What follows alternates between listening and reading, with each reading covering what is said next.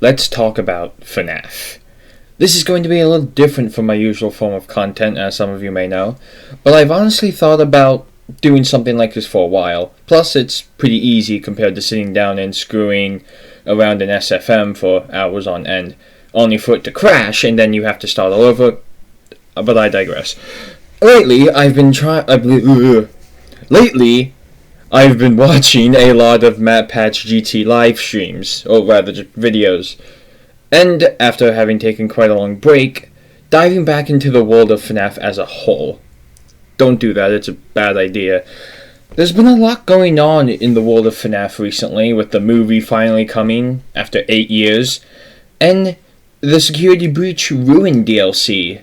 Oh, and other things. Point is, it's been hectic lately, and one of the big things stirring the fandom recently was MatPat's newest official timeline, where he lays out all the events of the series in hopes of creating a clean narrative. Now, of course, the question is, did he succeed in that? Well, no, according to GGY, but that's a different story. Today, I want to focus on something that's been tossed around here and there but never actually delved deep into. And that is the character of Michael Afton, who is widely believed to be the character we play as in many of the FNAF games. Probably, anyway. You see, recently a certain book was released called the FNAF Character Encyclopedia, and by golly, has it riled everyone into a frenzy. The expanded FNAF media has always sort of been a heated discussion, especially nowadays, with all the books upon books. But something rather interesting about the encyclopedia is that it actually has descriptions of certain human characters in the franchise, such as Charlie, Elizabeth, and even Henry. Now, truth be told, you're not getting a lot of reality-breaking lore out of this book, in my opinion. You're better off with something like the Ultimate Guide, or just like, the actual novels. But this is also the franchise that uses the same name for the 5 different characters, so I know we as a fandom will take any clarity at this point. But one thing notably missing from the character encyclopedia is no one other than Michael Afton. Why? Because that would be telling. I recently watched MatPat's videos where he sat down and actually read through pages of the encyclopedia, and he brought that up too. Alright, here, let's see. Freddy. Is there no Michael? No Michael? That's what I was going to say. It seems like all the humans are at the end. The fact that Michael doesn't have a page is very strange. What does that tell us? We'll see. I wonder if Elizabeth is listed as Elizabeth Afton. I wonder if they didn't want to list Mike because maybe he's not an Afton. You have pages for William Afton, Elizabeth Afton, Vanessa/Fanny, which is a whole other story, so on and so forth. Yet, oddly enough, Michael Afton does not have a page. This led MatPat to raise an interesting point that I've thought of myself. Is Michael Afton actually William Afton's son? Because why else would they decide to not give the dude his own page in the book? It's not like they're dropping massive lore bombs for any of the other characters. It's all just stuff we either already know or vagaries as to what might be. The first thought that reasonably comes to mind is that there must be something the people behind this book, Scott being one of them I imagine, are hiding about the character of Michael. Let's lay out what we do know about Michael. For starters, we know for certain we play as him in Sister Location due to the custom night cutscene where he's literally narrating about the events of the main game. Father, it's me, Michael. I did it. I found it. It was right where you said it would be. They were all there. There is only one thing left for me to do now. I'm going to come find you. I'm going to come find you. We also learned from this cutscene that Michael is British, and that the person in particular he is reaching out to is his father, who is most likely William Afton, considering Springtrap pops up at the end of the cutscene, and they're both British. It's also most likely that we play as Michael in FNAF 1 and FNAF 3. I know there's some debate when it comes to FNAF 3 in particular, because it is possible you could be playing as Henry for a few reasons, but I do think it narratively fits better if it's Michael. In terms of FNAF 1, however, Just look at the first page of the logbook. It's also widely believed that Michael is the older brother we see in FNAF 4, and that the crying child is his younger brother. Then, of course, you have Elizabeth Afton, who eventually possesses Circus Baby, and an unnamed Mrs. Afton, that we never hear much about. To be fair to her, though, her youngest son still doesn't have an official name yet either, so, you know, whatever. Point is, we have a model family here that consists of a young brother, one older brother, one sister, one psychopath, and I don't know, staff bot mom. The general consensus is that Michael probably feels bad about shoving his brother into the jaws of an animatronic and effectively killing him. So he goes from location to location and doing his father's handiwork to redeem himself and set the souls that are trapped there free. Now, I'm doing broad strokes here, there's details and whatnot, but we aren't particularly focusing on those for this. Point is, we do know a good bit about Michael Afton. Now, there is some debate about his specific intentions in certain games. I know recently there's been talk about him actually starting off with helping William prior to Sister Location, but the picture I'm trying to paint here is that we know enough about Michael Afton to warrant him a page in this book. Yes, there's things that can be interpreted differently, but a lot of things about him are either confirmed or heavily implied, which is something this book is not afraid of doing. So, what's the issue? Here, let's name off some stuff that we definitely know about Michael Afton. Probably. Hopefully. Michael Afton, son of William Afton. Character you play as in Sister Location gets scooped, and Ennard climbs inside of him. Becomes a walking corpse. FNAF 1 security guard, logbook presence. You'll notice I left out him being the older brother in FNAF 4, and probably the character you play as in games like FNAF 3 and Pizza Sim. Well, that would be because it's only particularly in 4... English is very difficult, okay? It's only particularly inferred that you play as Michael in those games. It makes sense, of course, but I'm trying to picture it in the sense of what the people who made this character encyclopedia might have been looking for when they made these descriptions, you know, the definite facts. Because you'll notice when reading the book that each description relies mostly on information that is either fairly obvious or heavily confirmed in the games or books. So, with that in mind, this is what I think it could boil down to. This is theory number 1 of 2. Theory number 1. Giving Michael Afton a page in this book would confirm too many details about him. Notice how a lot of these characters have their appearances listed in the BIOS. Detailing what specific games Michael shows up in could be, in the eyes of those who wrote this dumpster fire, too telling for the story, being that we aren't actually totally sure what games Michael is in. You'd think it would have been, you know, a good idea to add, considering clarity's sake. But in my experience, clarity is a miracle in FNAF. Theory number 2. This one is probably more interesting, and it relates to the idea Matt had deposited in one of his videos. That being the concept of Michael Afton not actually being part of the Afton family, at least biologically. Obviously, the fact he's also British would lead one to assume he is, in fact, genetically related to William Afton, the infamous serial killer, which is good evidence against this theory. However, here's a conclusion I came to, which is the fact that William most likely would have lived somewhere in the UK before coming to the US, but while he was still in the UK, he married and possibly adopted a child. Now, I know, you know, there's not anything necessarily hinting at the fact William lived in the UK, but, you know, he is British, and I'm assuming you guys know where British people come from, typically. In any case, out of the 3 Afton children, Michael is the oldest, and I actually think this might serve as a good reason as to why Michael was so mean to the crying child. Yes, it's a bit of a leap without connective tissue, well, much of it anyway. The most basic reason for I'm an English major.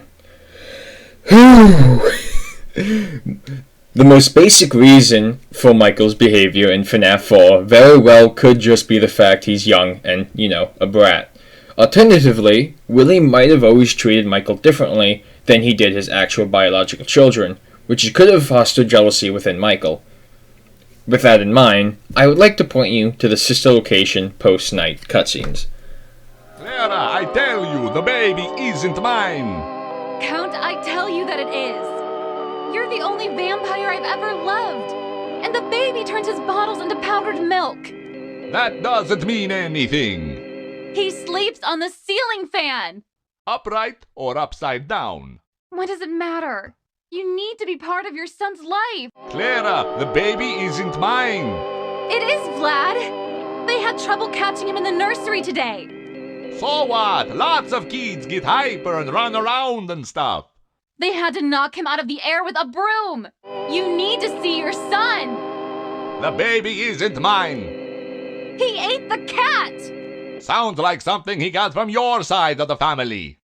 Well, how's this? I'm keeping the diamond ring. The joke's on you. I found it in a kid's meal.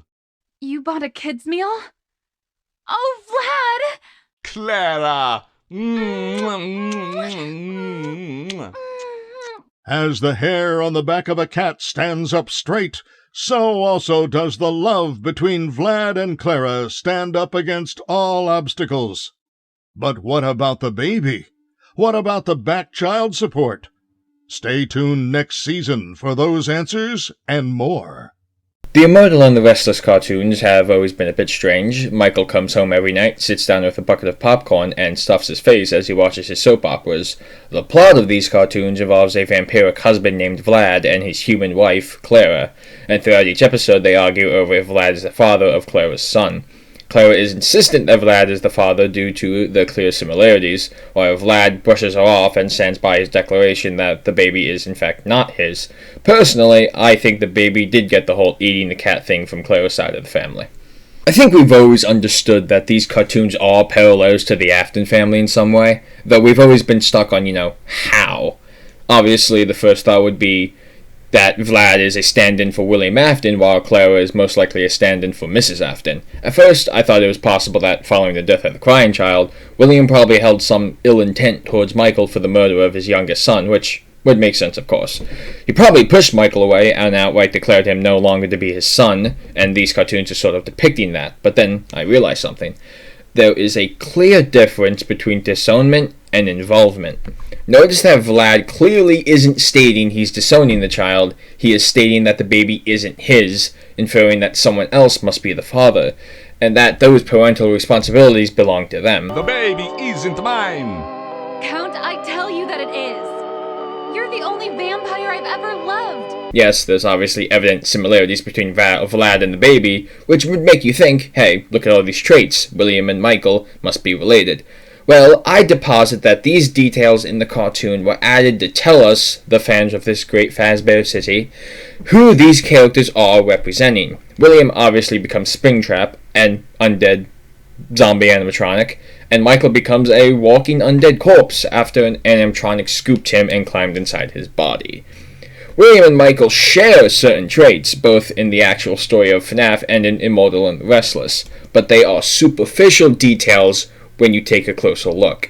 Yes, they are both living corpses after their supposed deaths, and they are both British, but like I said before, I think that the details/similarities we see between the child and Vlad were added to specify who they are representing in the story. Keep in mind that Michael is watching this cartoon prior to even being scooped, and he wasn't always a decaying corpse after all.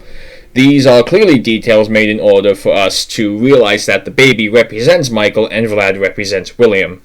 The similarities between Vlad and the baby would lead you to believe that they are, in some fashion, related, being that they do share similar behavioral characteristics. But you know something else? You could honestly argue that those are just typical vampire characteristics that aren't special to Vlad in particular. True, it's not like we see another vampire in the cartoon, but in the case of Michael being adopted, it is unlikely he would have ever seen his biological parents again, especially if he, William, and Mrs. Afton moved from the UK to the US at some point. Fact of the matter is, hanging upside down from the ceiling is just a typical vampire trait that Vlad and the baby happen to share, much like how Michael and William happen to also be rotting corpses with an iron will to live. Sure, they use the same skincare ointment for their rotting skin, but that's not exactly a genetic tradition.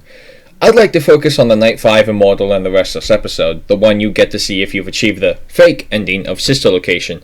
It starts off with the usual Vlad and Claire back and forth until Vlad mentions he got Claire's ring from a kid's meal, which apparently makes everything better again.